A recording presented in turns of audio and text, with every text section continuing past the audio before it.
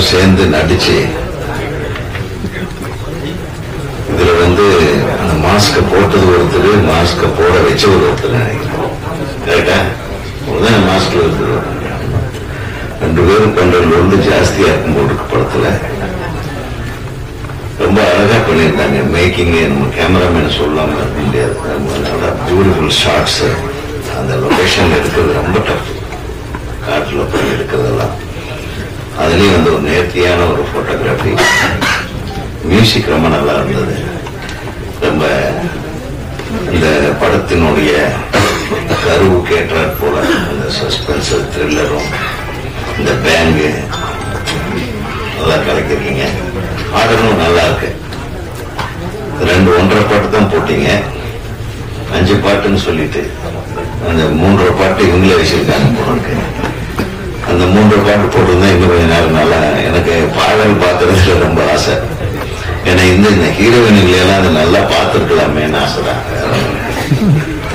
அவங்களுக்கு அதான் எதிர்பார்த்தாங்க. ஏன்னா சாயந்தரம் ரொம்ப நேரமா வெயிட் பண்ணிட்டு இருக்கிறவங்களுக்கு ஒரு அழகான விஷயம் கிடைப்பாங்க. ஆமான்றா இருப்பாங்க நம்ம.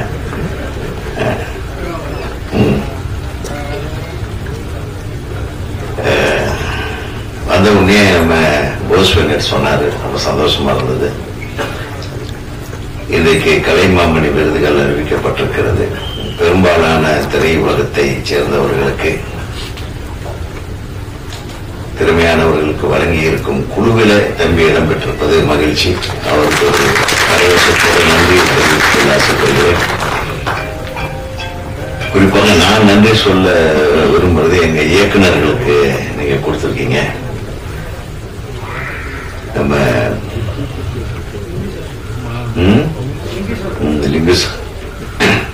லிங்குசாமி, வெங்கட் பிரபு, ஜெயசூர்யா, அப்புறம் விக்ரமன் அவர்களுடைய துணைவியார் அவங்களும் கொடுத்துருக்காங்க. ரொம்ப நன்றியா இருக்கு. விக்ரமன் சார்பிலேயே நான் நன்றியை தெரிவிச்சுக்கிறேன் இந்த மேடையில.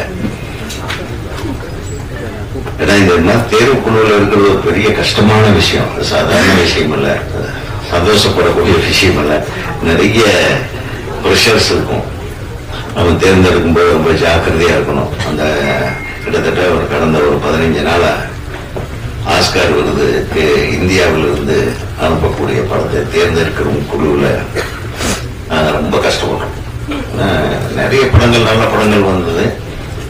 ஒரு பெரிய குறை தமிழ்ல இருந்து எந்த படமும் வரல.